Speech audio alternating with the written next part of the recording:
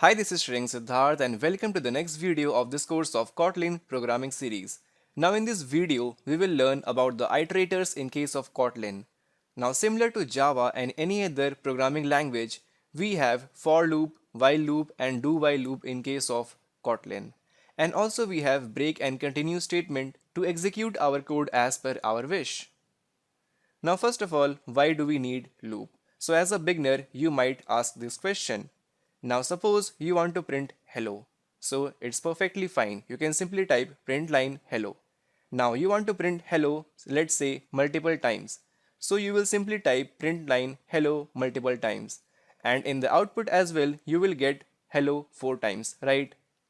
As a beginner, you will go for this option. But let me tell you, this is not the way to do it. If you have same kind of patterned output, then in this situation, we have to make use of loops, or you can say the iterators. Now, here, let us check out what are the syntax of for loop, while loop and do while loop.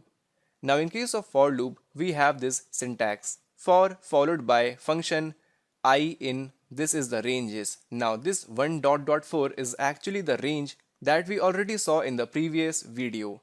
So I in 1 dot dot 4 that simply means I will have the value of 1, 2, 3 and 4. Now inside this let us print hello 4 times like this. Now similarly, while loop has its own syntax, such as while I is smaller than 5. Now here I is actually the counter variable. Now inside the while loop, we can simply print hello and then increment the counter variable I++. And now at the end we have do while loop. Here what I will do, the syntax is do followed by curly braces, and here we have while. That will simply check for the condition. And now inside this we can simply print hello and then increment the counter. So the syntax of do while loop and while loop is exactly same as that of Java. The only difference we will find is in case of for loop, right?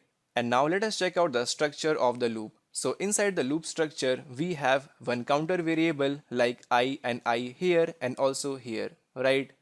And now next we have a condition check. Now in case of for loop and while loop, first we are checking the condition and then only we are executing the code.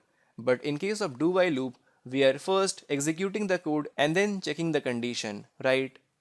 And then at last, we have incrementing and decrementing of the counter, such as here I++, I++, and here as well in case of for loop, it is actually getting incremented internally. So this was all about the syntax of for loop and while loop and also do while loop. Now next, let us now proceed and check out the loop control statements in case of Kotlin. So in Kotlin, we have the break statements, continue statements and also the return statements that I will talk about it shortly.